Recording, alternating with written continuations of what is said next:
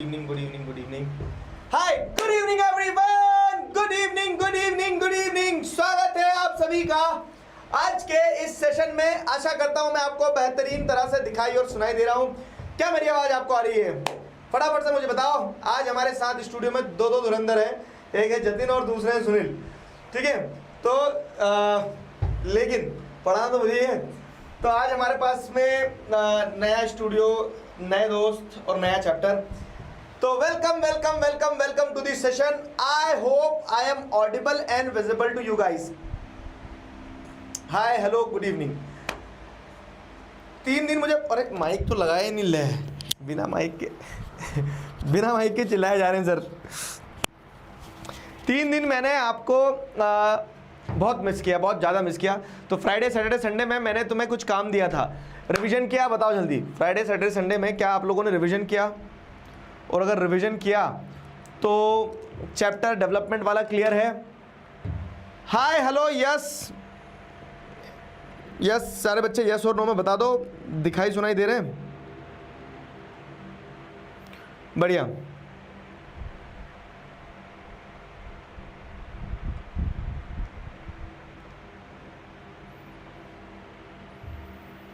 चलो, अंश, आयुष, श्रुति, मोहित, प्रियांश, आकाश, हर्षित, डेवलपमेंट के WPP आई है बाबू। देखो WPP कहाँ दिखती है मैं बता रहा हूँ तुम्हें। WPP बता रहा हूँ कहाँ दिखती है। आपको जाना है, आपकी क्लास कौन सी है? क्लास 10th है, ठीक है? या फिर माई कोर्सेज में चले गए। माई कोर्सेज में जैसे मेरे पास सारे कोर्स हैं, मेरे पास इतने कोर्सेज है, सारे एनरोल्ड है।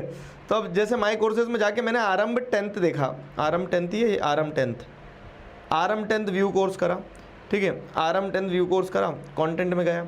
अब कंटेंट में जाने के बाद मैथ, साइंस, सोशल साइंस, ठीक है, communicative English, English language, Hindi, ये वो सब आ गया। अब मैंने क्या करा, सोशल साइंस पे क्लिक करा। दिख रहा है ना, सोशल साइंस पे क्लिक करा। तो सोशल साइंस पे क्लिक करने के बाद में जैसे अगर आप देखोगे तो लेक्चर के 5 वीडियो है, ये लेक्चर के 5 वीडियो दिख रहे हैं।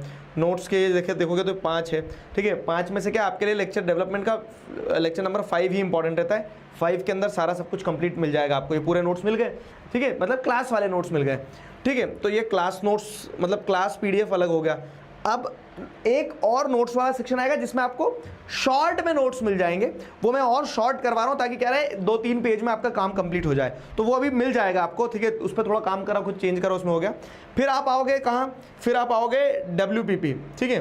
तो फिर आप आओगे WPP में। तो ये WPP में जैसे आए तो WPP नंबर 1 ये PDF खुला, ये देखा वीकली प्रैक्टिस पेपर नंबर 1। तो ये आपका प्रैक्टिस पेपर नंबर 1 है जो आपको कल मिल गया था।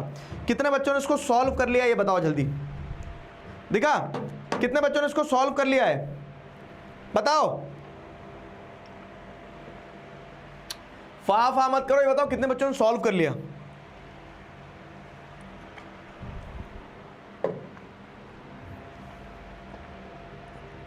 सॉल्व कर लिया? तो इस तरह से WPP मिलेगी जैसे जैसे चैप्टर कंप्लीट होता जाएगा। अब अपन इसकी डेडलाइन रखते हैं मंडे, ट्यूसडे, वेडनेसडे तक का, और समय दे रहा हूं। थर्सडे के दिन में इसका सोल्यूशन दूंगा आपको। तो थर्सडे तक जिनने सॉल्व नहीं किया है कर लेना। थर्सडे वाली क्लास में इसका सोल्यूशन मिल जाएगा आपको। सोल्यूशन हम क्लास में एक बार डिस्कस कर लेंगे और आपको सोल्यूशन मिल जाएगा थर्सडे वाली क्लास में, ठीक है? तो इस तरह से अपना काम चलने वाला है दोस्तों, समझ गए? एक क्लास नोट्स मिलेंगे, एक शॉर्ट नोट्स मिलेंगे। एक क्लास नोट्स मिलेंगे, एक शॉर्ट नोट्स मिलेंगे। Only objectives. अरे यार मैं सबके अलग अलग आके घर आके थोड़ी ना दूंगा। मैंने बता दिया कहां नोट्स वाले सेक्शन में मिलेगा, WPP वाले सेक्शन में। और ये जो सॉरी बोल रहे हैं, मैं मार और ही बना दूंगा तुम्हें। कैसे भूल जाते हो यार? जब पहली मतलब क्लास खत्म हुई थी तब बोल के गए थे कि WPP करना है। चमगादड़ कहीं के, समझ गए? टाइम टेबल अपडेट होता है, थोड़ा उसको रिफ्रेश कर लिया करो।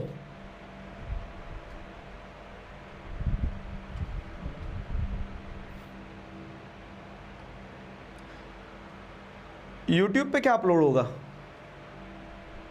अबे बैच में आए हो तुम, एनरोलमेंट करके आए हो, तो YouTube पे क्या चाहिए फिर? ज्यादा शॉर्ट नहीं है, नोट्स अच्छे रहेंगे, कॉम्प्रिहेंसिव रहेंगे, सब कुछ कवर्ड रहेगा। ऐसा नहीं है, ज्यादा शॉर्ट नहीं होंगे, चिंता मत करो, ठीक है? टेस्ट कब होगा? थोड़ा पढ़ो तो सही, एक दो चैप्टर पढ़ लो फिर टेस्ट होगा। टेस्ट संडे होता है, टेस्ट एमसीक्यू होता है, टेस्ट संडे होता है, ठीक है। चलो आ जाओ, क्लियर है? यहां तक आप पढ़ने लिखने पे फोकस करें। चैट कर दूं बंद? सर इस बार एक स्पेलिंग तो सही निकले।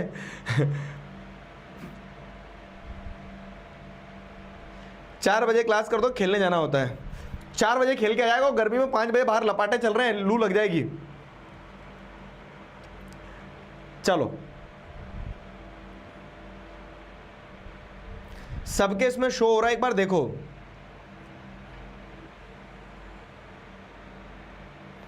ठीक है, चलो भाई इधर आ जाओ, मेरे ध्यान दो इधर, प्यारे बच्चे आ जाओ इधर आओ। तो क्लास 10 सोशल साइंस का चैप्टर रिसोर्सेज एंड डेवलपमेंट, पहला चैप्टर अपन ने डेवलपमेंट कंप्लीट कर लिया था। अब ज्योग्राफी का चैप्टर उठा रहे रिसोर्सेज एंड डेवलपमेंट। ज्योग्राफी में क्या है? तो ज्योग्राफी क्या है? Basically geography. आपने 9th में जो ज्योग्राफी पढ़ के आए थे वो ज्योग्राफी क्या थी? वो आपके आजू बाजू, आपके इर्द गिर्द जो चीज़ें थी उससे जुड़ी हुई एक ज्योग्राफी वाली कहानी थी पूरी। ठीक है, कि कैसे लैंड मासेस बने, क्लाइमेट क्या है, ड्रेनेज सिस्टम क्या है। 10th की जो ज्योग्राफी है ना, 10th की geography it's all about human aspect of geography, कि लैंड और ह्यूमन जो है उसको, लैंड को रिसोर्स की तरह कैसे इस्तेमाल करते हैं। जैसे फॉरेस्ट एंड वाइल्ड लाइफ कैसे रिसोर्स होते हैं, वाटर कैसे रिसोर्स होता है, एग्रीकल्चर कैसे रिसोर्स होता है, मिनरल्स एंड एनर्जी, इंडस्ट्रीज कैसे रिसोर्स होते हैं। तो 9th की geography was more related to what, कि नेचर में क्या क्या है। ठीक है, और 10th की ज्योग्राफी नेचर और ह्यूमन के इंटरेक्शन से जो चीजें बन रही है उससे जुड़ी हुई है। तो पहला चैप्टर है आपका रिसोर्सेज एंड डेवलपमेंट, जिसमें अपन ये पढ़ेंगे कि कैसे क्या क्या रिसोर्सेज है और उनका विकास कैसे होगा। ठीक है, तो पहला चैप्टर वो है रिसोर्सेज एंड डेवलपमेंट वाली कहानी। समझ गए? पहला चैप्टर है रिसोर्सेज एंड डेवलपमेंट वाली कहानी। क्लियर? तो अब सबसे पहली चीज बताओ, आप रिसोर्स किस चीज को बोलोगे? जिन बच्चों ने क्लास में ये चैप्टर पढ़ लिया स्कूल में, अब वो फ्लेक्स करेंगे, जबरन फ्लेक्स करेंगे। लेकिन एक जेनरिक डेफिनेशन अगर मैं आपको बताऊं तो आप किस चीज को रिसोर्स मानते हो? बताओ बताओ।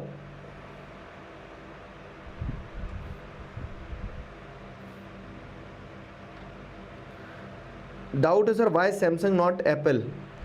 भाई जो आदमी नीचे से उठता है ना एंड्रॉइड का साथ पकड़ के, वो साथ नहीं छोड़ता है। मुझे एंड्रॉइड ही अच्छा लगता है। जल्दी बताओ, रिसोर्स से क्या समझ में आया? पानी रिसोर्स है। Things that satisfy our need, ठीक है। Which uses skills and knowledge, ठीक है, चलो बढ़िया। हैंड रिटन नोट्स भी मिल जाएंगे क्या? हाँ, मतलब वो हैंड रिटन नोट्स टाइप ही रहेंगे, चिंता ना करो। रिसोर्स एंड डेवलपमेंट वो चीज होती है जिस चीज का कोई काम हो। ठीक है, देखो अब मैं रिसोर्स बता रहा हूं। 3 शब्द आएंगे जब हम रिसोर्स की डेफिनेशन की बात करते हैं, और वो 3 शब्द क्या है? कि हर वो चीज जो हमारी जरूरत को सेटिस्फाई करती है। ठीक है, रिसोर्स की डेफिनेशन यहाँ क्लियर है। Everything available in our environment, everything available in our environment. इसका कलर किसने बदला है? स्मॉल टिप पे कर देते हैं रेड। ठीक है, हाँ। तो everything available in our environment which can be used to satisfy our needs, मतलब वो चीज़ जो हमारी ज़रूरतें पूरी कर रही है वो रिसोर्स कहलाएगी। ठीक है, हर वो चीज़ जो हमारी ज़रूरतें पूरी कर रही है वो रिसोर्स कहलाएगी। Provided it is technologically accessible, मतलब कि हमारे पास में वो टेक्नोलॉजी होना चाहिए कि हम उस तक पहुंच पाए। जैसे सोना जो है वो हमारी ज़रूरतें पूरी करता है, हमें हार बनता है सोने का, बाली बनती है सोने की, ठीक है, सोने का कंगन बनता है, तो वो हमारी ज़रूरतें पूरी कर रहा है। लेकिन आपको ये टेक्नोलॉजी होना चाहिए ना आपके पास में कि आप कैसे मिट्टी में से सोना निकाल पाओ। समझ में आया? तो सोना हमारी ज़रूरत पूरी कर रहा है इसलिए वो रिसोर्स है, लेकिन हमारे पास में वो टेक्नोलॉजी होना चाहिए जिस टेक्नोलॉजी से हम क्या कर पाए ना, कि वो रिसोर्स का एक्सट्रैक्शन कर पाए। ठीक है, तो पहली चीज क्या है कि हर वो चीज जो एनवायरमेंट में अवेलेबल है जो हमारी नीड सेटिस्फाई करेगी वो रिसोर्स कहलाएगी। प्रोवाइडेड टेक्नोलॉजिकली एक्सेसिबल होना चाहिए कि we should have a technology कि हम उसको एक्सट्रैक्ट कर पाए, हम उस तक पहुंच पाए। ठीक है, टेक्नोलॉजिकली एक्सेसिबल होना चाहिए। फिर दूसरा क्या है, इकोनॉमिकली फीजेबल होना चाहिए। इकोनॉमिकली फीजेबल मतलब क्या है कि आपने सोना निकालने के लिए एक मशीन लाए, मशीन से खुदाई भी चालू करी, आपको पता है कि कैसी कैसी टेक्नोलॉजी का इस्तेमाल करना है, लेकिन आपने करोड़ों रुपए लगाए और आपको वहाँ से 10,000 रुपये का सोना मिला, तो आप क्या बोलोगे, क्या फ़ायदा, इतना करोड़ों रुपए खर्च कर दिए लेकिन ये 10,000 रुपये का सोना मिला बस, तो आपको बुरा लगेगा, इकोनॉमिकली फिजिबल नहीं है ना, घाटा हो गया तो दूसरी चीज़ क्या है कि हमारी नीड जो सेटिस्फाई कर रहा है वो चीज़ रिसोर्स कहलाएगी। टेक्नोलॉजी तो होना ही चाहिए, साथ साथ में वो इकोनॉमिकली फीजेबल भी होना चाहिए। फीजेबल मतलब कि इकोनॉमिकली उसमें फ़ायदा भी होना चाहिए। और तीसरा है कल्चरली एक्सेप्टेबल। कल्चरली एक्सेप्टेबल मतलब क्या है कि कल्चर जो है, समाज भी उस चीज़ को एक्सेप्ट करे कि हाँ ये रिसोर्स है। उदाहरण कि पत्थर के भी तो आप कंगन बना सकते हो, पत्थर के हार बना लो, गले में डाल लो, लेकिन पत्थर की बाली पहनोगे नहीं। क्यों? क्योंकि समाज पत्थर की बाली को बाली मानता ही नहीं, उसको रिसोर्स मानता ही नहीं। ठीक है, पत्थर के हार को हार मानते ही नहीं। खैर आज फैशन के नाम पे कुछ भी पहन लेते हैं, प्लास्टिक के हार पहन लेते हैं लोग। तो केस क्या है ना कि सोसाइटी भी जिस चीज़ को इंपॉर्टेंस देगी, सोना इसलिए क्योंकि उसको समाज सोना मानता है। समझ में आया? अगर सोना अबेंडेंस में होता तो पड़ा रहता, तो ये चीज़ आपको समझना होगी कि सोसाइटी भी उस चीज़ को एज अ रिसोर्स एक्सेप्ट करना चाहिए। ठीक है, सोसाइटी भी उस चीज़ को एज अ रिसोर्स एक्सेप्ट करना चाहिए। फाइन, तो अब डेफिनेशन अपनी कंप्लीट हो रही है कि रिसोर्स क्या है। हर वो चीज़ जो हमारी नीड सेटिस्फाई कर रहा है, provided it is technologically accessible, कि आपके पास टेक्नोलॉजी कि आप उस तक पहुँच पाओ। आपके पास में क्या है, इकोनॉमिक फिजिबिलिटी होना चाहिए कि आप इकोनॉमिकली खुश हो गए, हाँ ये मेरे काम की है। ठीक है, साथ साथ कल्चरली एक्सेप्टेबल होना चाहिए कि सोसाइटी भी उसको एक्सेप्ट करे कि वो रिसोर्स है। क्या आपको तीनों शब्द समझ में आए? जल्दी बताओ। मुझे सबकी चैट दिख रही है, आपस में एक दूसरे की चैट नहीं दिख रही होगी, मैंने चैट प्राइवेट करके रखी है।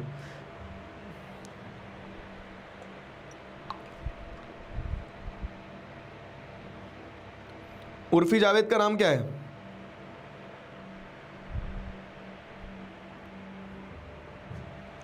बताओ।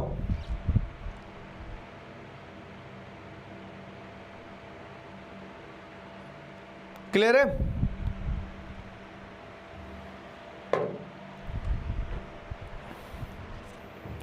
यस, फीजिबल मतलब फायदा होना चाहिए, इकोनॉमिकली फीजिबल होना चाहिए, इकोनॉमिकली फायदा होना चाहिए, उसे इकोनॉमिकली फीजिबल बोलेंगे।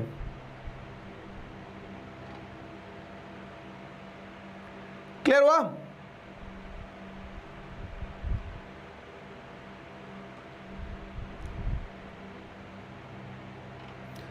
समझ में आया?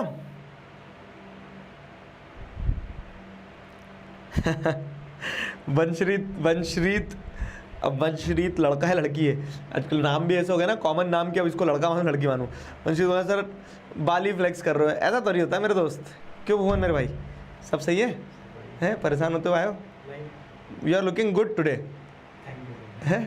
ब्लश कर रहा है भुवन मेरा, यू आर लुकिंग गुड तो बोल रहा है, ब्लश कर रहा है। चलो, इस आदमी है ना, ऐसा मनुष्य, ऐसी जात है। अब मैं चैप्टर पढ़ा रहा हूँ तो जब डेवलपमेंट पढ़ा रहा तो बोलते हैं नहीं सर अगला चैप्टर। अब आज चालू किया है और लिखना शुरू कर दिया उनने कि अगला चैप्टर कौन सा होगा। पहले ये तो पढ़ लो, जो है उसको छोड़ के बाकी सारी चीज़ों की चिंता करना है। एक काम कर देना यार, वो शायद अपडेट नहीं हुआ वीकली प्लानर, बच्चे चैट में लिख रहे थे। वीकली प्लानर अपडेट कर देना, है ना।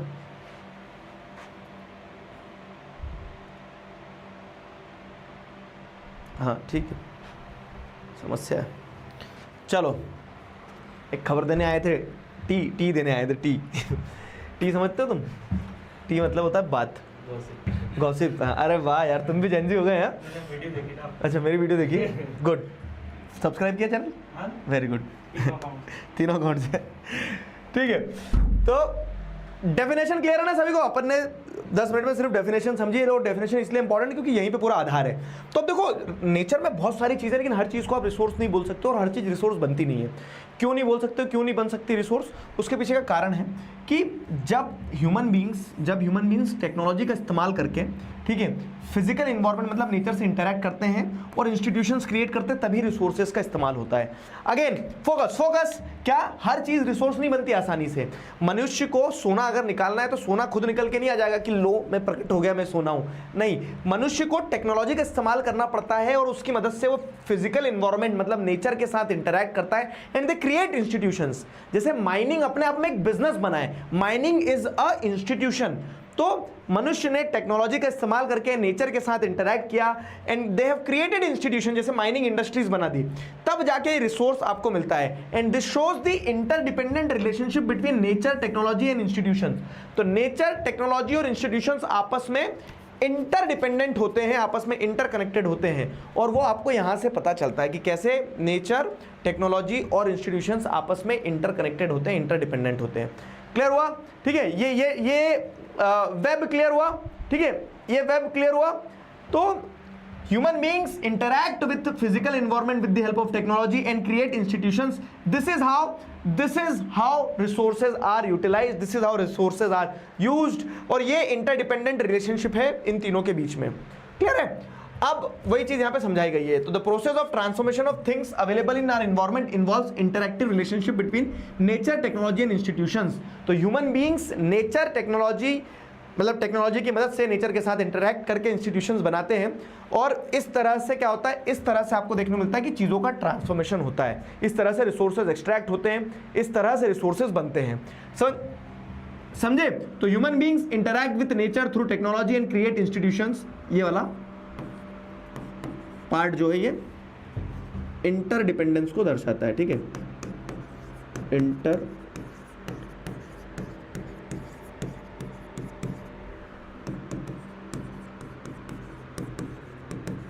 इंटरडिपेंडेंस को इस पार्ट ने एक्सप्लेन किया है ना? क्लियर हुआ? तो do you think that resources are free gift of nature as it is assumed by many? हमें क्या लगता है ना कि प्रकृति में हर चीज अवेलेबल है, सोना है तो प्रकृति में है, कोयला है तो प्रकृति में है, तो आपको क्या लगता है कि ये जो रिसोर्सेज हैं, तो are these the free gift of nature? क्या रिसोर्सेज नेचर का फ्री गिफ्ट है?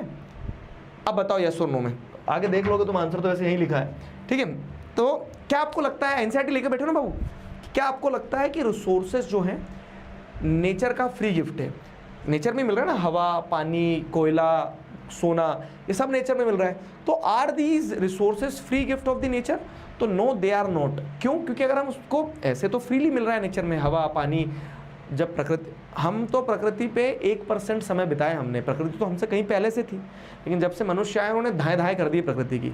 खैर, अगर जैसे हम जब आए, हमने रिसोर्सेज को यूज़ करना शुरू करा, तो हमने उस स्पेस पे यूज़ करना शुरू किया कि हमने नदियाँ पोल्यूट कर दी, ठीक है, हमने हवा पोल्यूटेड कर दी, हमने क्या करा, हमने हर चीज़ को ख़राब करना शुरू कर दिया। तो इसके चलते हमें समझना होगा कि ऐसे तो रिसोर्सेज फ्री गिफ्ट हैं, बट दे आर नॉट। मतलब ऐसे तो मैं आपकी मदद करूँगा, लेकिन एग्जाम नहीं लिख दूंगा आपके लिए, समझ में ना? एक लिमिटेशन ये है कि आपको पढ़ना तो खुद पड़ेगा। तो वैसे ही रिसोर्सेज ऐसे तो फ्री गिफ्ट हैं, बट दे आर नॉट। क्यों? क्योंकि resources are a function of human activities, human beings themselves are essential components of resource. ठीक है, they transform material available in our environment into resource and use them. ठीक है, तो आपको ये समझना होगा कि रिसोर्सेज फ्री गिफ्ट नहीं है। ह्यूमन बीइंग, पहली बात तो उनके साथ लिमिटेशन के खत्म हो जाएंगे वो, और दूसरी चीज ये है कि इस जमीन के नीचे बहुत सोना है, लेकिन वो सोना अपने आप प्रकट नहीं होगा। सीरियस मत लेना, तुम आके खुदाई करना शुरू कर दो हमारे घर में, ठीक है? वो सोना अपने आप प्रकट नहीं होगा। उस सोने को प्रकट करने के लिए आपको ध्यान रखना होगा क्या चीज, उस सोने को आपको अगर प्रकट करना है तो उसके लिए आपको एक तरह से, जैसे सोने को अगर आपको प्रकट करना है तो आपको यह ध्यान देना होगा कि ह्यूमन बींग्स को काम करना होगा। ठीक है, वो खुदाई करना होगी, टेक्नोलॉजी लगाना होगी, ये देखना होगा कि इकोनॉमिक फिजिबिलिटी है या नहीं है। तो यहाँ पे वही बताया कि रिसोर्सेज फ्री गिफ्ट नहीं है नेचर के। क्यों? क्योंकि उन रिसोर्सेज के एक्सट्रैक्शन में, यूज में ह्यूमन बींग्स जो एक एसेंशियल कंपोनेंट का रोल प्ले करते हैं। ह्यूमन बींग्स एक बहुत महत्वपूर्ण भूमिका निभाते हैं, ठीक है, जो मटेरियल अवेलेबल है उनके आसपास, उसको ट्रांसफॉर्म करने में एक इंपॉर्टेंट रोल प्ले करता है। ठीक है, अब जैसे पुरानी बुक्स जिनके पास है ना बच्चों, तो आपको समझ में आएगा कि रिसोर्सेज का क्लासिफिकेशन अलग अलग तरीके से किया जाता है। ज्योग्राफी में एक टिप दे रहा हूं मैं, लिख लेना, जो नोट्स वाली कॉपी अपनी, उसमें कि geography is all about classifications. बहुत सारे डिविजन्स, क्लासिफिकेशन मिलेंगे, तो और अलग अलग जगह अलग अलग चीज़ के क्लासिफिकेशन, अलग अलग जगह अलग अलग चीज़ के डिविजन्स आपको देखने को मिलेंगे। तो ज्योग्राफी में जैसे अगर अपन देखें सबसे पहले, तो क्या है कि रिसोर्सेज को आप क्लासीफाई करते हो डिफरेंट वेज में। तो resources can be classified on the basis of origin, मतलब रिसोर्सेज उत्पन्न कैसे हुए। तो रिसोर्सेज उत्पन्न कैसे हुए ओरिजिन के हिसाब से, कुछ बायोटिक रिसोर्स होते हैं, कुछ अबायोटिक रिसोर्स होते हैं। बायोटिक रिसोर्स का मतलब क्या है कि वो रिसोर्सेज जिनके अंदर जान होती है। जैसे मैं एक बायोटिक रिसोर्स हूँ, आप एक बायोटिक रिसोर्स है, पेड़ एक बायोटिक रिसोर्स है, जानवर एक बायोटिक रिसोर्स है। लेकिन नेचर में ही पहाड़ भी है, नदी भी है, लेकिन पहाड़ और नदी लिविंग थिंग नहीं है ना, तो वह अबायोटिक हो जाएंगे, समझे। तो पहले इस पे डिटेल एक्सप्लेनेशन था, तब क्वेश्चंस आते थे, अब डिटेल एक्सप्लेनेशन नहीं है, क्वेश्चंस नहीं आते, लेकिन समझने के लिए समझ लो। On the basis of exhaustibility, मतलब खत्म होने के हिसाब से, कि कुछ रिसोर्सेज खत्म हो जाते हैं, कुछ नहीं होते हैं। तो कुछ होते हैं रिन्यूएबल, जो अपने आप को रिन्यू कर लेते हैं, जैसे सनलाइट। आज सूरज की जितनी रोशनी आई है, रात हुई है, अगले दिन सुबह फिर होगा, अगले दिन सूरज फिर निकलेगा, ठीक है। कभी बादल होते हैं तो बादल के हो जाने से सूरज छुप नहीं जाता है, अस्तित्व खत्म नहीं हो जाता है। ये होता है कि कुछ समय के लिए ढक दिया जाता है, लेकिन वो फिर निकल के आता है, ठीक है। तो दिस इज लाइफ, कि जीवन में कठिनाइयाँ आएगी, इसका मतलब ये नहीं कि जीवन खत्म हो गया है, फाइन। वो जीवन तो जीवन है ना, और जब तक जीवित है तब तक संघर्ष है। तो वैसे क्या होता है ना कि रिसोर्सेज में भी रिन्यूएबल रिसोर्स और नॉन रिन्यूएबल रिसोर्स, दो तरह के रिसोर्स होते हैं।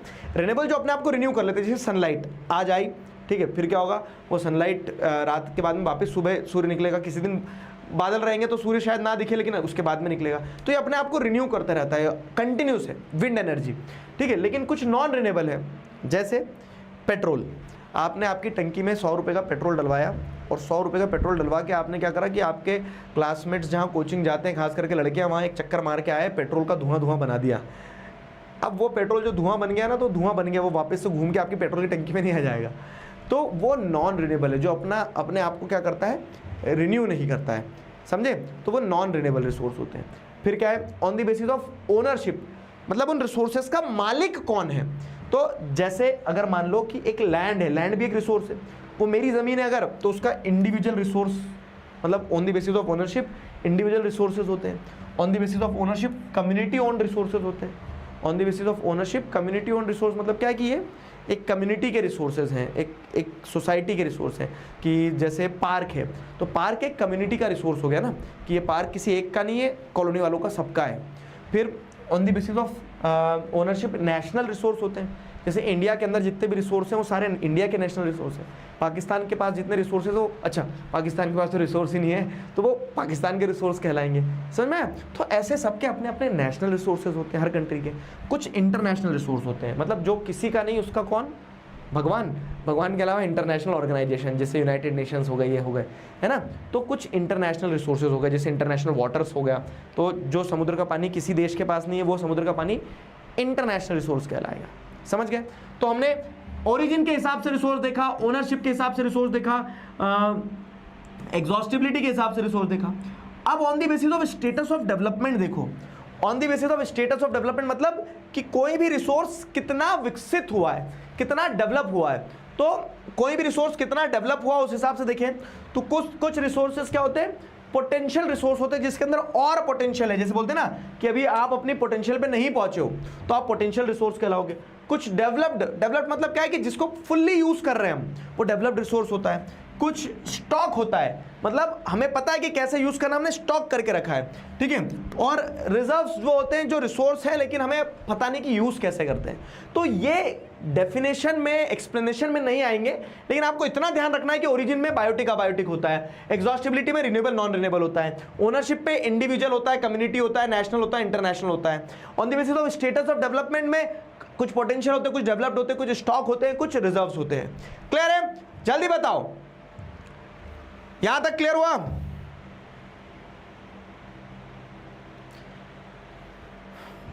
पीछे से आवाज आ रही है, किसकी आवाज आ रही है? मुझे तो नहीं आ रही कुछ।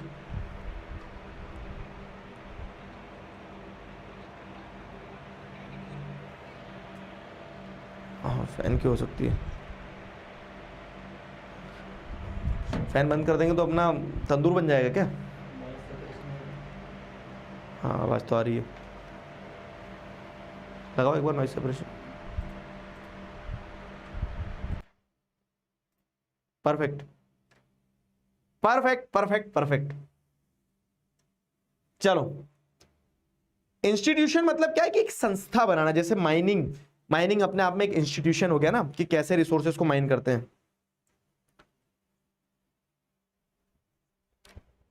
क्लियर है?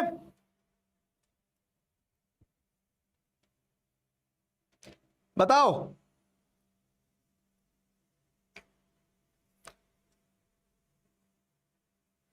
फीजेबल का मतलब होता है कि मतलब कितना यूजफुल है, इकोनॉमिकली कितना फीजेबल है वो, कि ऐसा ना हो कि आपने 1 करोड़ रुपए लगाया 10,000 रुपए का सोना निकाल के ला रहे हो, तो इकोनॉमिकली फीजेबल नहीं है। ठीक है,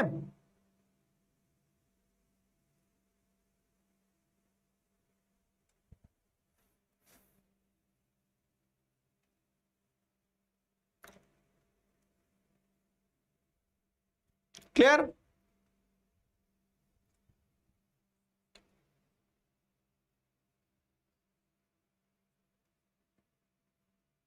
चलो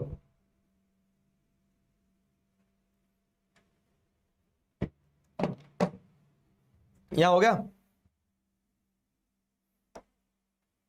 तो ये हमने देख लिया। अब जैसे आप देखोगे ना तो रिसोर्सेज के क्लासिफिकेशन यहाँ बताए गए कि रिसोर्सेज कुछ नेचुरल होते हैं, कुछ ह्यूमन होते हैं, नेचुरल में रिन्यूएबल, नॉन रिन्यूएबल। तो ये सारा पार्ट जो इस पे कोई डिटेल में क्वेश्चन नहीं आता है।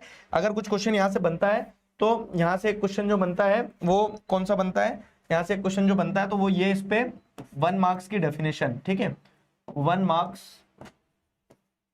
डेफिनेशन वाला पार्ट, ठीक है, एक नंबर का डेफिनेशन वाला पार्ट जो है वो बनता है कि what do you understand by resource. तो everything available in our environment which satisfy our needs provided it is technologically accessible, economically feasible and culturally acceptable is known as resource. Simple, ठीक, यहां तक क्लियर है? बताओ बच्चों, यहां तक clear? कोई डाउट हो तो पूछो, अब क्वेश्चन दो। जैसे क्या है ना, पहले इस तरह के क्वेश्चन आते थे और अभी भी आएंगे। 2024 का ये क्वेश्चन है, तो इस क्वेश्चन को देखोगे तो आपको समझ में आएगा 2024 में क्वेश्चन आया है क्या, कि match the column 1 with column 2 and choose the correct option. Column 1 में दिया गया आपको रिसोर्सेज, कॉलम 2 में एग्जांपल। बायोलॉजिकल रिसोर्स कौन सा है, मतलब जिसके अंदर जान होती है, ठीक है, जान किसके अंदर होती है, तो मतलब जो जिंदा है वो बताना है। रिन्यूएबल मतलब जो अपने आप को रिन्यू कर लेता है, नॉन रिन्यूएबल जो अपने आप को रिन्यू नहीं कर पाता है, ठीक है। 3 रिसोर्सेज मैंने आपको बता दिए हैं, मतलब 3 कैटेगरी। अब इसमें जैसे अगर आप देखोगे तो अच्छा उसको साथ में सॉल्व करते हैं, पोल नहीं दे रहा मैं, ठीक है, पोल में कुछ इशू चल रहा है आज। तो बायोलॉजिकल रिसोर्स क्या होता है, बायोलॉजिकल रिसोर्स होता है आपका वाइल्ड लाइफ। रिन्यूएबल रिसोर्स आपका क्या होता है, जो अपने आप को रिन्यू करता है, तो वो है सोलर एनर्जी।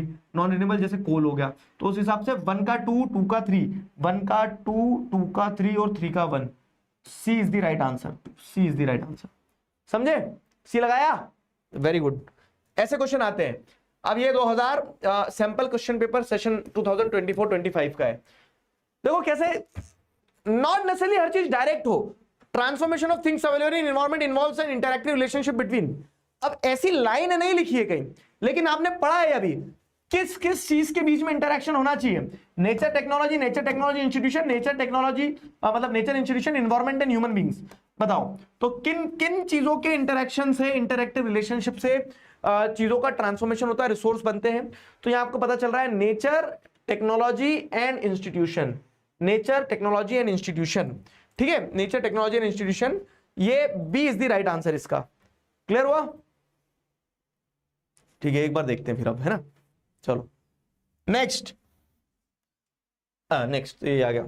अब सुनो मेरी बात, रखे रखो उसको, अगले उसमें लेंगे। तो अब सुनो मेरी बात, यहां से चैप्टर मेन थ्योरी, ठीक है, थ्योरी क्वेश्चंस यहां से आना शुरू होते हैं।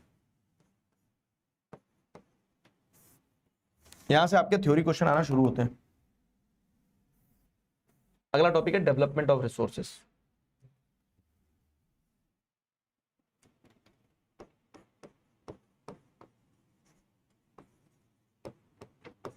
थ्योरी क्वेश्चंस का फ्लो समझा रहा हूं। अभी तक अपन ने रिसोर्स को समझा कि what do you understand by resource, resource का क्लासिफिकेशन, ये सारा सब कुछ क्लियर है यहां तक। अब देखो क्या है ना, टॉपिक है डेवलपमेंट ऑफ रिसोर्सेस।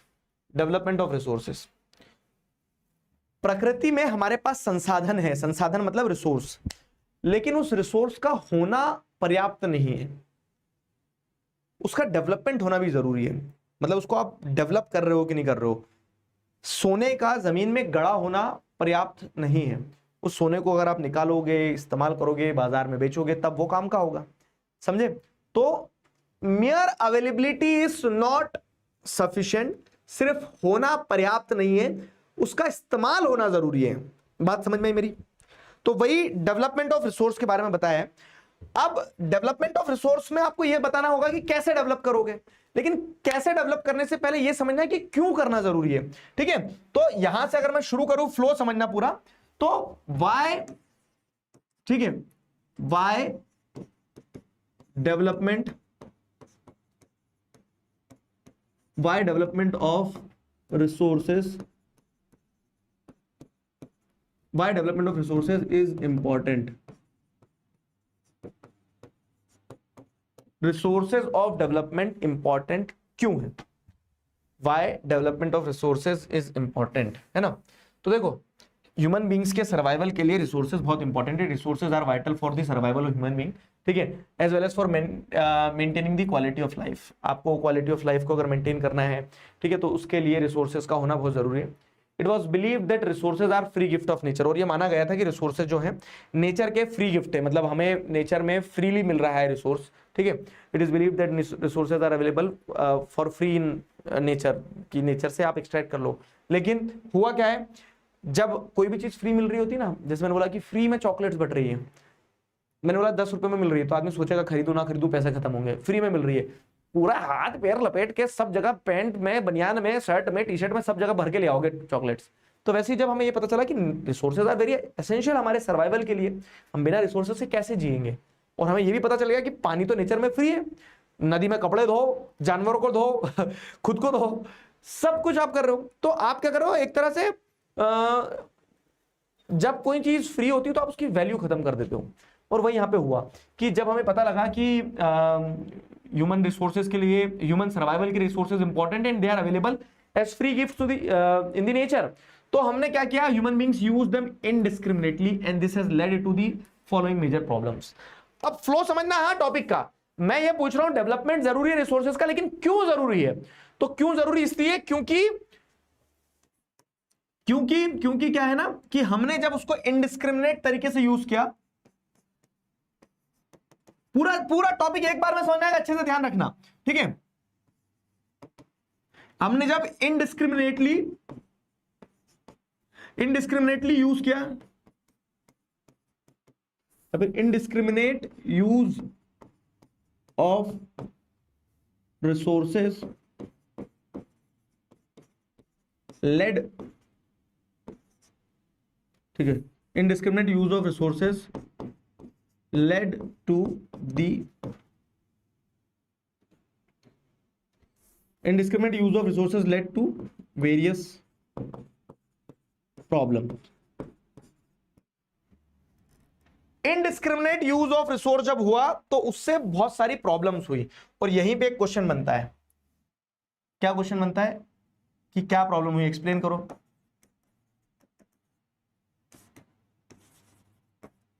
ये एक क्वेश्चन बन के आता है कि एक्सप्लेन करो कि इनडिस्क्रिमिनेट यूज ऑफ रिसोर्सेज से क्या प्रॉब्लम्स हुई।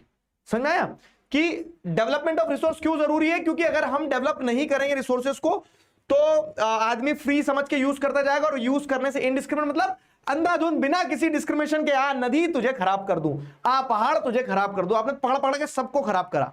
और जब आपने रिसोर्सेज को खराब किया तो रिसोर्सेज को खराब करने से कुछ प्रॉब्लम्स हुई, और प्रॉब्लम्स क्या है, तो वो प्रॉब्लम्स ये, और यही एक आपका 3 नंबर में, 2 नंबर में, 5 नंबर में क्वेश्चन आता है कि व्हाट आर दी प्रॉब्लम्स, ठीक है, what are the problems which human beings are facing today due to the indiscriminate use of resources, why development of resource is very important.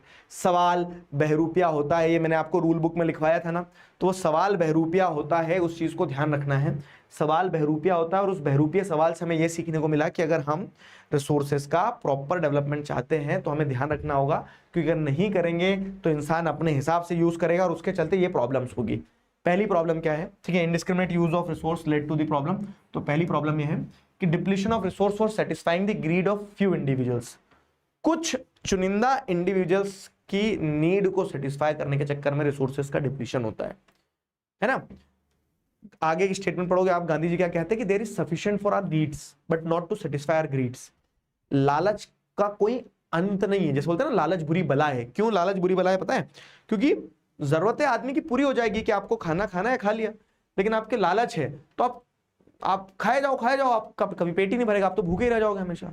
तो ये चीज आपको समझना है कि depletion of resources for satisfying the greed of few individuals is a problem in itself, कि आप अगर अंधाधुंध तरीके से रिसोर्सेज का इस्तेमाल करोगे, और वो कब करोगे? जब आपको आपकी लालच पूरी करना है, और लालच कभी पूरी होगी नहीं तो जो रिसोर्सेज है वो खत्म हो ही जाएंगे। ठीक है, तो पहली प्रॉब्लम जो आ रही है जिस कारण से डेवलपमेंट ऑफ रिसोर्स जरूरी है वो क्या है? Due to the depletion of resource for satisfying the needs of few individuals. कुछ ही लोग हैं जिनकी ग्रीड को सेटिस्फाई करना है, और उस चक्कर में क्या होता है? रिसोर्सेज खत्म होते चले जाते हैं। ठीक है, दूसरा प्रॉब्लम है, अब जब मान लो कि कुछ लोगों के पास में रिसोर्सेज की एक्सेस है, तो जिनके पास है वो तो संपन्न हो गए, उनके पास तो पैसा आ गया। ठीक है, जिनके पास नहीं है वो संपन्न नहीं हुआ है, उनके पास पैसा खत्म हो जाएगा। तो दूसरा क्या है कि accumulation of resources in few hands which in turn divide the society into two segments which is haves and have nots, rich and poor people। ठीक है, तो सोसाइटी क्या है? हैव्स और हैव नॉट्स में, रिच और पुअर पीपल में divide हो जाती है। जब अगर आप रिसोर्सेज का सही इस्तेमाल नहीं करोगे तो रिसोर्सेज कुछ ही लोगों के हाथ में एक्यूमुलेटेड रहेंगे, और कुछ ही लोगों के हाथ में एक्यूमुलेटेड रहने से क्या होगा? सोसाइटी हैव्स और हैव नॉट्स में, ठीक है, पुअर्स और रिच में डिवाइड हो जाएगी। समझ में आ रहा है? सबसे पहला रिसोर्सेज का डेवलपमेंट इसलिए जरूरी है, नहीं तो क्या होगा कि कुछ ही लालची लोगों की जरूरतें पूरी करने के चक्कर में, जरूरतें भी नहीं, लालच पूरी करने के चक्कर में वो खत्म हो जाएंगे। दूसरी चीज, अगर आप रिसोर्सेज को प्रॉपर डेवलप नहीं करोगे तो जिनके पास पावर है उन्होंने तो रिसोर्स अपने पास एक्यूमुलेट कर लिए, मतलब इकट्ठा कर लिए, जिनके पास नहीं है पावर वो नहीं कर पाए, तो सोसाइटी हैव्स और हैव नॉट्स में डिवाइड हो जाएगी। ठीक है, रिच और पुअर में डिवाइड हो जाएगी। और तीसरा कि जब रिसोर्सेज का इनडिस्क्रिमिनेट एक्सप्लॉयटेशन होगा ना, कि मतलब ले पहाड़ आजा तुझे खत्म कर दूं, ले नदी तुझे पॉल्यूट कर दूं, ले हवा तेरे अंदर में क्या कर दूं? धुआं ही धुआं कर दूं। तो जब आप इनडिस्क्रिमिनेट यूज करते हो रिसोर्सेज का, इनडिस्क्रिमिनेट एक्सप्लॉयटेशन करते हो रिसोर्सेज का, तो उसके चलते क्या होता है ना, ऐसा नहीं कि वो हवा सिर्फ इंडिया की खराब होगी या फिर हवा सिर्फ अमेरिका की खराब होगी। जब आप अंधाधुंध तरीके से रिसोर्सेज को खत्म करोगे तो उसके चलते ये होगा, आपको ग्लोबल इकोलॉजिकल क्राइसिस फेस करना पड़ेंगे। जैसे ऐसा होता है ना कि सर वेस्टर्न कंट्रीज जो है ना वो ज्यादा क्लोरोफ्लोरोकार्बन रिलीज करती है, और उन क्लोरोफ्लोरोकार्बन के चक्कर में ओजोन लेयर जो है तो वो डिप्लीट हो रही है, और इसी कारण से क्या है ना कि दिक्कत हो रही है। लेकिन वो ओजोन लेयर डिप्लीट होगी तो हार्मफुल अल्ट्रावायलेट रेज सिर्फ वेस्टर्न कंट्रीज को अफेक्ट नहीं करती है, वो हर कंट्री को अफेक्ट करती है ना। अगर एयर पोल्यूशन होगा तो वो हवा जो आज मैं ले रहा हूँ, ये हवा उड़ के यहाँ से कहीं और भी तो जाएगी ना, पॉल्यूटेड हवा, तो वो वहां भी तो प्रॉब्लम क्रिएट करेगी ना। तो समझ लो मेरी बात को, यहाँ पे क्या हो रहा है, यहाँ पे इनडिस्क्रिमिनेट एक्सप्लॉयटेशन जो हो रहा है रिसोर्सेज का, इससे सिर्फ एक कंट्री प्रभावित नहीं होगी, ग्लोबल इकोलॉजिकल क्राइसिस देखने को मिलेंगे आपको, मतलब वर्ल्ड लेवल पे प्रॉब्लम्स आएंगी। जैसे जैसे ग्लोबल वार्मिंग होगी, ओजोन लेयर डिप्लीशन होगा, एनवायरमेंटल पोल्यूशन होगा, लैंड डिग्रेडेशन होगा, पर इसका प्रभाव सब पे पड़ना है। हेंस कंक्लूड करें, अब देखो फ्लो समझना कि क्या है। सबसे पहली चीज कि why development of resource is important, क्योंकि अगर रिसोर्सेज का डेवलपमेंट नहीं होगा तो इनडिस्क्रिमिनेट यूज होगा और उससे प्रॉब्लम्स होगी। ठीक है, तो what are the various problems? तो वेरियस प्रॉब्लम्स में प्रॉब्लम नंबर 1, ठीक है, problem number 1, problem number 2, problem number 3। Therefore, ठीक है, देयरफॉर इसीलिए क्या, इसीलिए therefore development is development of resources, therefore development of resources is important। ठीक है, इसीलिए डेवलपमेंट ऑफ रिसोर्स इंपॉर्टेंट है। तो अभी तक अपन ने वाई पढ़ा है कि why development of resource is important, clear हुआ? अभी तक अपन ने वाई पढ़ा है, यहां हमने क्या करा है, यहां हमने वाई पढ़ा है कि why development of resource is important, क्यों रिसोर्सेज का डेवलपमेंट इंपॉर्टेंट है, why development of resource is important, अभी तक हमने ये पढ़ा है। अब पॉइंट ये है कि ये तो हमें समझ में आ गया कि क्यों डेवलपमेंट है, क्योंकि इनडिस्क्रिमिनेट यूज ऑफ रिसोर्सेज अगर होगा तो उसके चलते डिप्लीशन ऑफ रिसोर्स होगा, सोसाइटी हैव्स और हैव नॉट्स में डिवाइड हो जाएगी, ग्लोबल इकोलॉजिकल क्राइसिस आपको देखने को मिलेंगे। अब दूसरी चीज ये करें कैसे, तो डेवलपमेंट, तो हाउ टू डू, है ना। डेवलपमेंट ऑफ रिसोर्स इंपॉर्टेंट है, तो आप क्वेश्चन यहां पे बनाए कि हाउ, अब ये क्वेश्चन यहां बनेगा हाउ टू डू दिस, कैसे करें, तो डेवलपमेंट फिर कैसे करें, है ना, रिसोर्सेज का डेवलपमेंट कैसे होना चाहिए। पॉइंट समझ में आया, क्लियर हुआ यहां तक? वाई समझ में आया कि why development of resource is important. Economically accessible का मतलब बाबू मैं 15 बार बता चुका हूं कि आप इकोनॉमिकली एक्सेसिबल नहीं, इकोनॉमिकली फीजेबल है, चाटा मारूंगा दो शब्द को अलग अलग मिला दिए, क्लियर हुआ?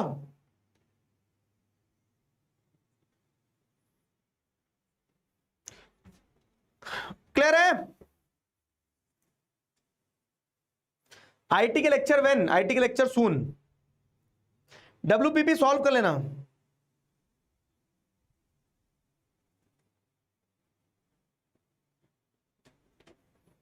बताओ जल्दी बताओ।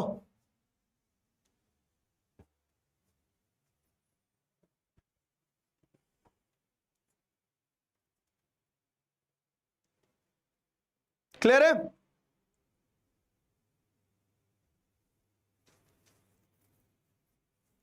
भैया हमारी स्कूल में मैडम ने डेवलपमेंट चैप्टर हमारे बाद शुरू किया था, पर उन्होंने डेवलपमेंट और रिसोर्सेज डेवलपमेंट दोनों खत्म कर दिया। रॉकेट बना दिया तुम्हारी मैडम ने स्कूल में चैप्टर को। हाँ ठीक है, रोज पढ़ेंगे, थोड़ा थोड़ा पढ़ेंगे, धीरे धीरे पढ़ेंगे, अच्छे से पढ़ेंगे।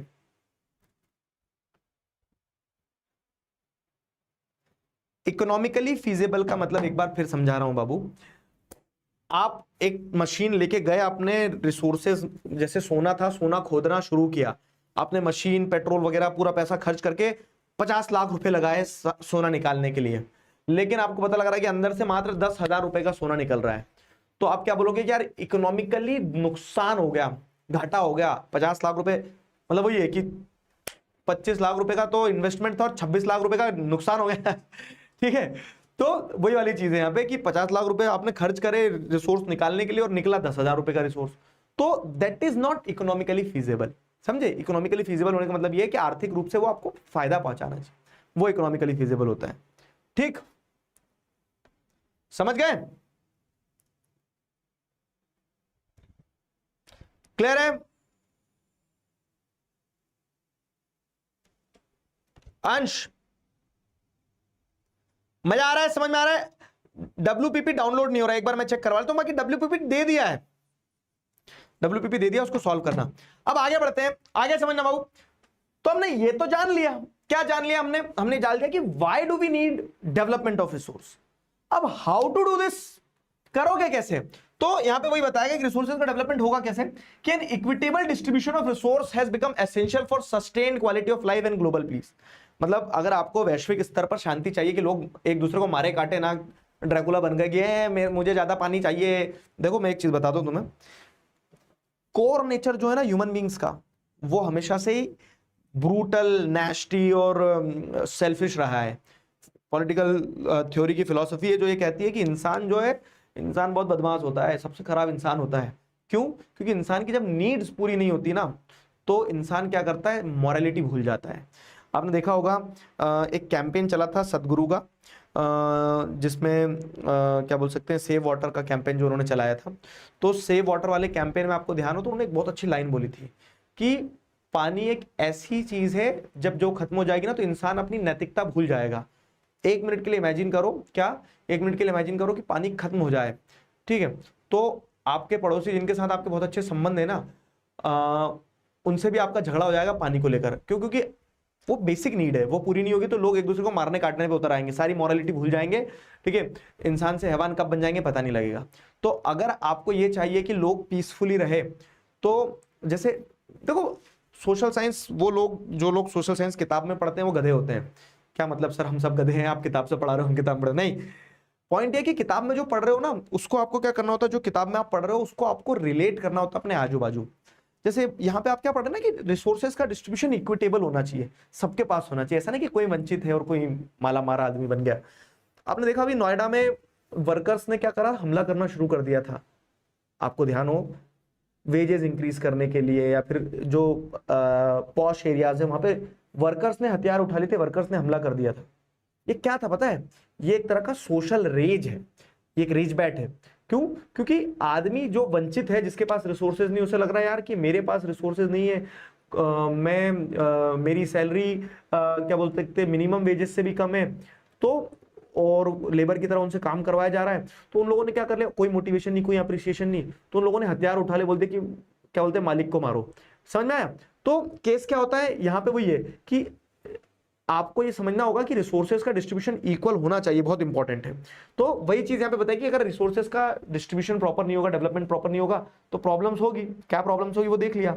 अब कैसे रिसोर्स डेवलपमेंट करोगे आप, तो equitable distribution of resources become essential. तो इसीलिए आपको ऐसा कुछ इंश्योर करना होगा कि रिसोर्सेज सबके पास पहुंचे, तभी हम क्या कर पाएंगे, हम एक sustained quality of life achieve कर पाएंगे, ग्लोबल पीस अचीव कर पाएंगे, मतलब एक ऐसा जीवन जो चलता रहे, ऐसा जीवन जहां शांति बनी रहे। ठीक है, if the present trend of resource depletion by a few individuals and countries continues, the future of our planet is in danger. लेकिन आज की जैसी स्थिति है कि कुछ देश पूरे रिसोर्स इस्तेमाल कर रहे हैं, प्रकृति का क्या बोल सकते हैं ना, वो कर रहे हैं, शोषण कर रहे हैं, रिसोर्सेज का दोहन कर रहे हैं, तो प्रेजेंट रेट ऑफ डेवलपमेंट जो है, प्रेजेंट रेट ऑफ कंजम्पशन जो है रिसोर्सेज का, वो बड़ा चिंताजनक है। उसमें चिंता होती है हमें, क्या ऐसा चलेगा तो फिर तो दुनिया में रिसोर्स खत्म हो जाएंगे। और इसी चीज को अचीव करने के लिए, प्रॉपर डेवलपमेंट ऑफ रिसोर्स को अचीव करने के लिए, therefore resource planning is essential. ठीक है, तो हाउ टू डू दिस, आप रिसोर्स का डेवलपमेंट कैसे करोगे?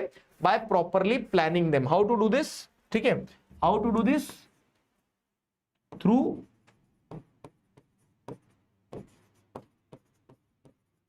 Resource planning. रिसोर्स प्लानिंग के थ्रू हम क्या कर पाएंगे? ये अचीव कर पाएंगे। तो how to do this? Through resource planning. Therefore resource planning is essential for sustainable existence of all forms of life. Sustainable existence is a component of sustainable development. अब ये sustainable क्या चल रहा है? ठीक है, रिसोर्स प्लानिंग की जरूरत होगी, तभी हम रिसोर्सेज को डेवलप कर पाएंगे, और वो through resource planning we need to achieve, through resource planning we need to achieve sustainable development. मैं सारा लिख दे रहा हूं ताकि आसान रहे आपके लिए। सस्टेनेबल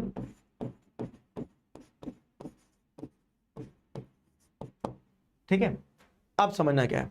तो how to do this? Resources का डेवलपमेंट जरूरी है। वाई रिसोर्स डेवलपमेंट जरूरी इज इंपॉर्टेंट? क्योंकि नहीं तो ग्लोबल इकोलॉजिकल क्राइसिस है, डिप्लीशन ऑफ रिसोर्स है, प्रॉब्लम है। अब आप कैसे अचीव करोगे ये? ठीक है, रिसोर्सेज का डेवलपमेंट इंपॉर्टेंट है, तो आप कैसे अचीव करोगे? आप अचीव करोगे थ्रू प्रॉपर रिसोर्स प्लानिंग। ठीक है, एक प्रॉपर रिसोर्स प्लानिंग के थ्रू ही अचीव कर पाओगे आप, थ्रू प्रॉपर रिसोर्स प्लानिंग। और वो प्रॉपर रिसोर्स प्लानिंग कैसे अचीव होगी आपकी? तो resource planning can be achieve with the help of sustainable development. तो अब सस्टेनेबल डेवलपमेंट वर्ड क्या है? फ्लो समझ में आया? एक बार फिर से देखो क्या है कि रिसोर्सेज का डेवलपमेंट जरूरी क्यों है? रिसोर्सेज का डेवलपमेंट जरूरी क्यों है? क्योंकि रिसोर्सेज का इंडिस्क्रिमिनेट यूज होगा तो उससे प्रॉब्लम्स होगी। प्रॉब्लम्स जैसे depletion of resources, accumulation of resources in the hands of few, ठीक है, इनडिस्क्रिमिनेट एक्सप्लॉयटेशन से ग्लोबल इकोलॉजिकल क्राइसिस आएंगे। ठीक है, डर लग गया, अरे बाप रे कि रिसोर्सेज का डेवलपमेंट तो जरूरी है, तो कैसे करोगे? तो हम एक प्रॉपर प्लानिंग करके डेवलपमेंट कर सकते हैं, और वो प्रॉपर प्लानिंग कैसे होगी? Through sustainable development. समझ गए? अब वो सस्टेनेबल डेवलपमेंट क्या है? तो सस्टेनेबल डेवलपमेंट क्या है अब ये समझना है अपने को। तो थ्रू प्रॉपर सस्टेनेबल डेवलपमेंट, तो sustainable development is a type of development जिसमें आप अपनी आज की जरूरतें पूरी कर रहे हो। कैसे आज की जरूरतें पूरी हो रही है? कि आपको आज मान लो 2 गिलास पानी चाहिए, तो अब 2 गिलास पानी आपके पास है अवेलेबल, पानी पी लो इसी बात पे सब। ठीक है, तो सस्टेनेबल डेवलपमेंट क्या है?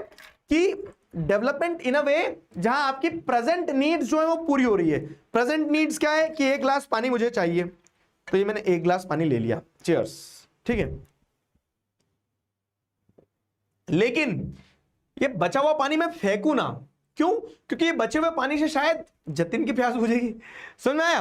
तो सिंपल है, सस्टेनेबल डेवलपमेंट मतलब आपकी प्रेजेंट नीड्स फुलफिल होना चाहिए without compromising the needs of future generation. मतलब बाद के लोगों की नीड्स कॉम्प्रोमाइज नहीं होना चाहिए। मतलब आप अपनी जरूरतें पूरी करो और बचा के रखो आगे आने वाली जनरेशंस के लिए।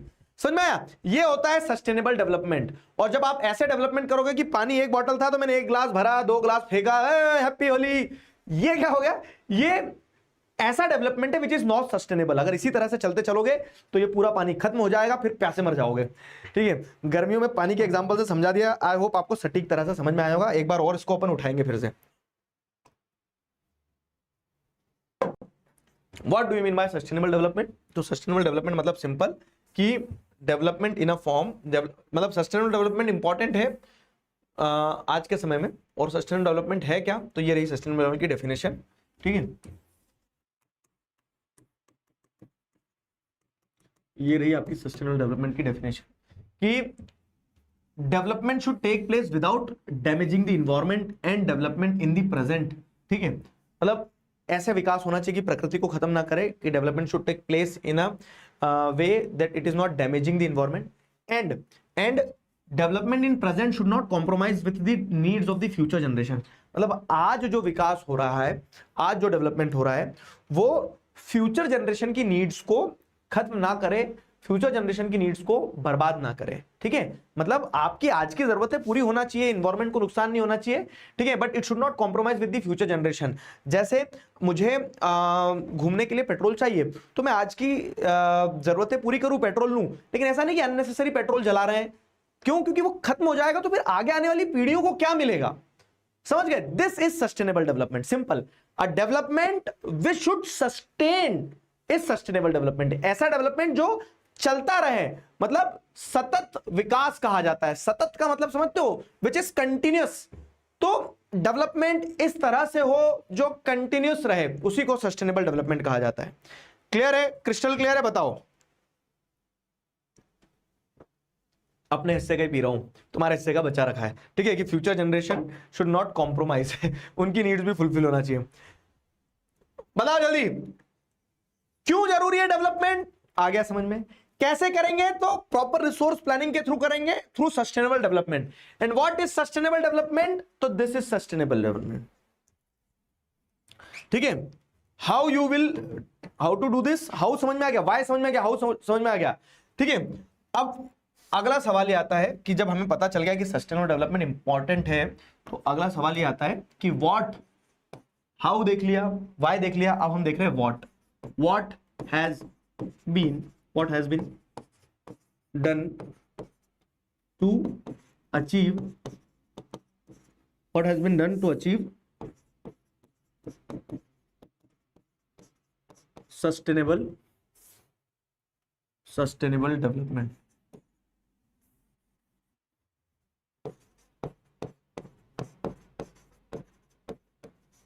सस्टेनेबल, अरे रे रे रे रे,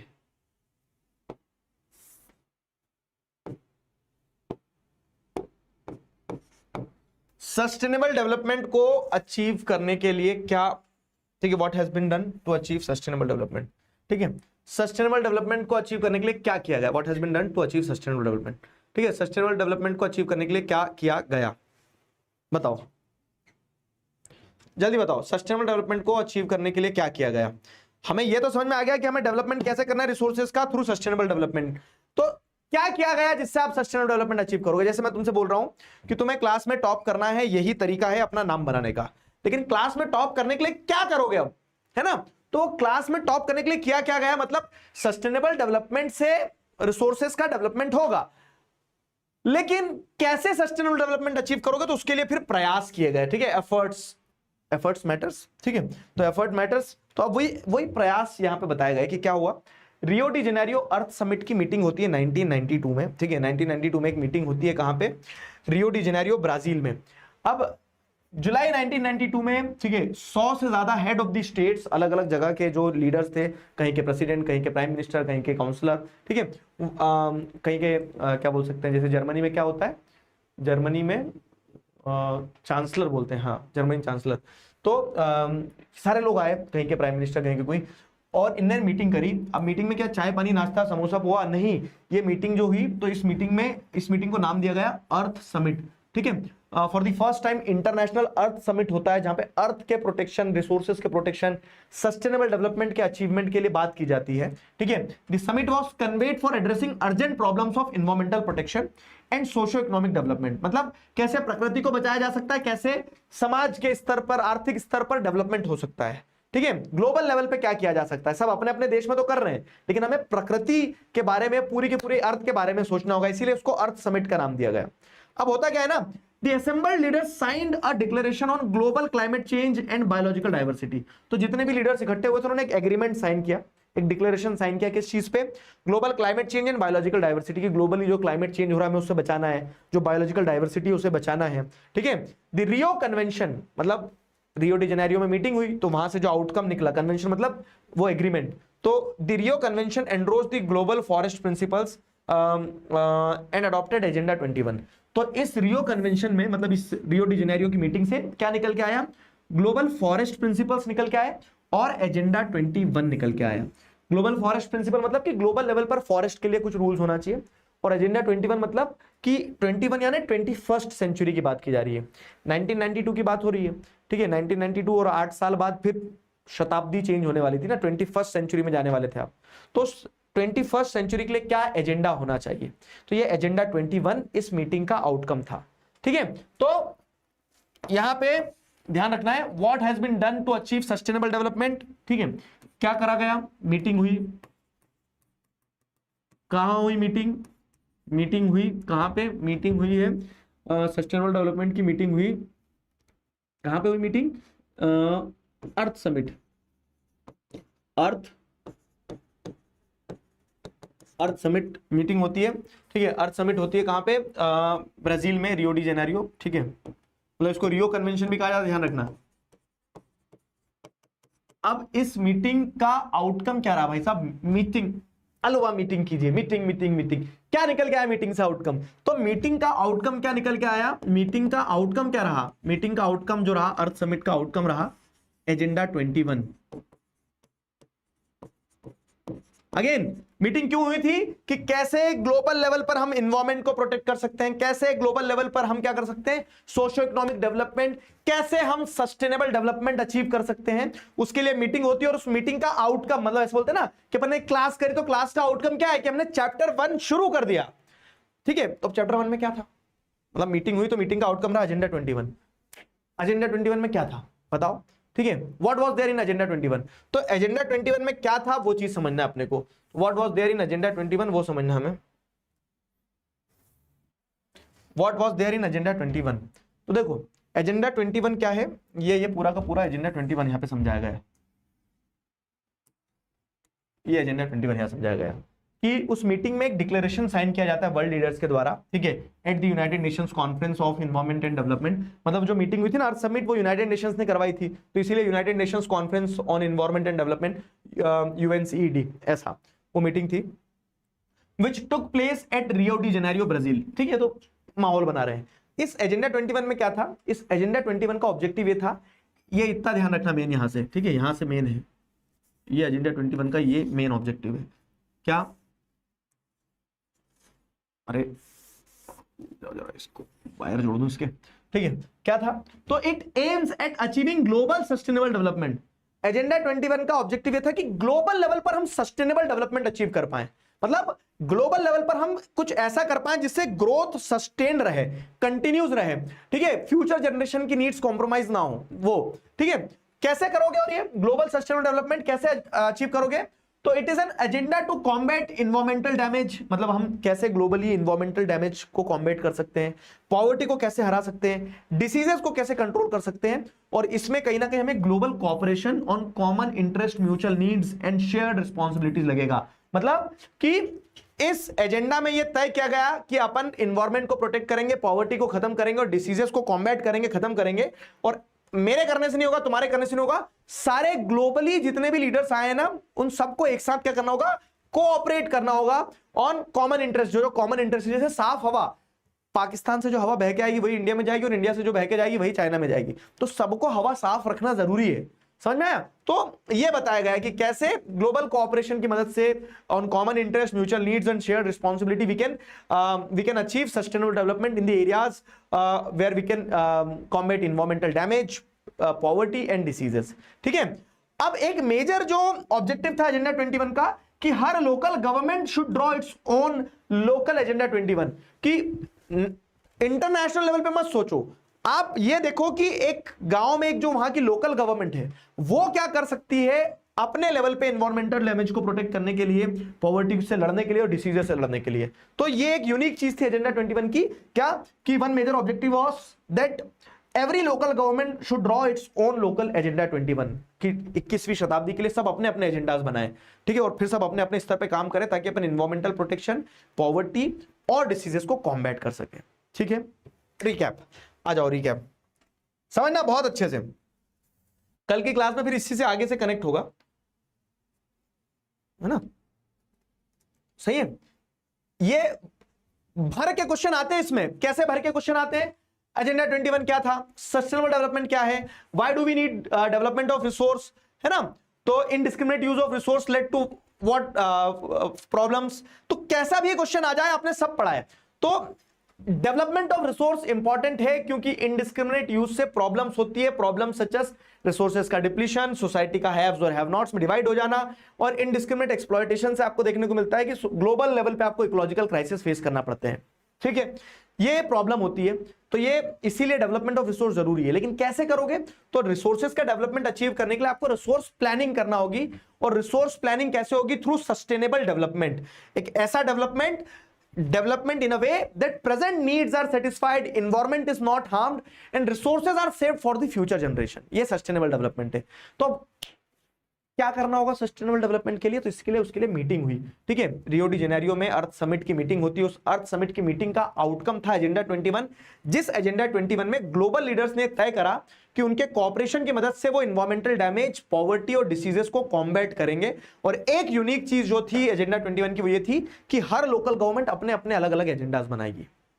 आया मजा पूरा, मतलब वर्थ इट लगता ना आखिरी के 3 मिनट जब पूरी कहानी एक साथ आ जाती है। बताओ आ गया समझ में, क्लियर हुआ, क्लियर हुआ पूरा। कम्युनिकेटिव इंग्लिश क्या है, देखो कुछ बच्चों का है ना, इंग्लिश 2 तरह की होती है, 2 अलग अलग बुक्स चलती हैं। तो वो शादी में कब बुलाओगे भैया, अरे हो तो सही पहले तब बुलाऊंगा ना, बेगानी शादी में अब्दुल्ला दीवाना। क्लियर है, कोई डाउट हो तो पूछो। कल्चर वाला फिर से बता दो। देखो रिसोर्स वो चीज है जो हमारी नीड सेटिस्फाई कर रहा है, टेक्नोलॉजिकली एक्सेप्टेबल समझ में आ गया, इकोनॉमिकली फिजिबल। कल्चरली एक्सेप्टेबल मतलब क्या है, कल्चरली एक्सेप्टेबल का मतलब ये कि समाज, कल्चर मतलब क्या है, सोसाइटी, तो सोसाइटी भी उसे एज अ रिसोर्स मानना चाहिए ना, कि अगर किसी चीज को सोसाइटी रिसोर्स मानी नहीं, पत्थर है, पत्थर पड़ा है, सोसाइटी उसको इंपॉर्टेंस नहीं दे रही है, वहां तुम सोना पटक दो, मारकाट मच जाएगी सोसाइटी के बीच में, क्योंकि सोसाइटी उसको इतनी इंपॉर्टेंस देती है। तो culture should accept it as a resource, ऐसा। क्लियर है,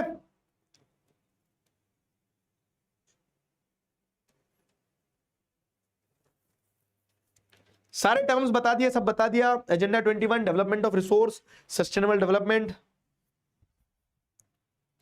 क्लियर। और लास्ट में रिकैप भी करवा दिया।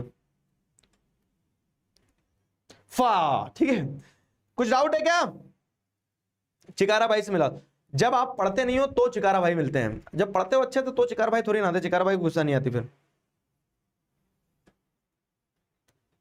फाइन,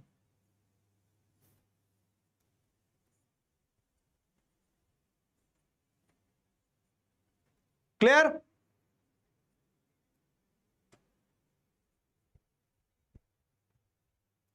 बताओ बाबू,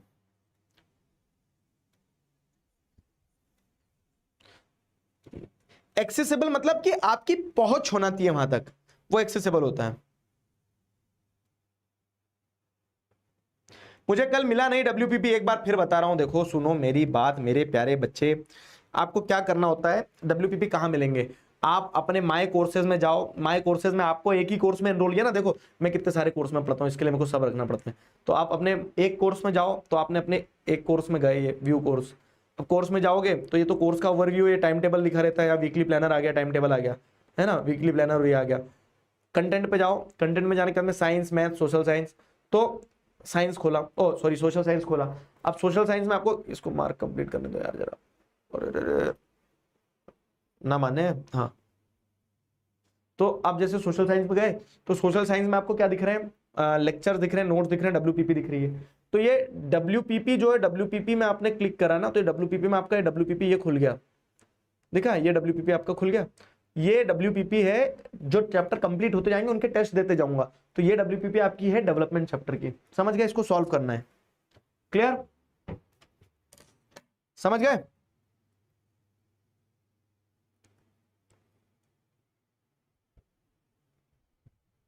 फाइन, इसका डाउनलोड का मैं सिस्टम एक बार चेक करता हूं, रुको। चलो इसी बात पे आज का कार्यक्रम होता है समाप्त। Will see you all tomorrow. कल पढ़ेंगे इसके आगे, इतना भूलना मत, रिवाइज करते रहना। एक क्वेश्चन दे रहा हूं मैं, होमवर्क क्वेश्चन। वो होमवर्क क्वेश्चन क्या है तुम्हारा, ये रहा। एक होमवर्क क्वेश्चन लेते जाओ, क्योंकि अपन ने कसम खाई ना, 1 question a day keeps the exam fear away.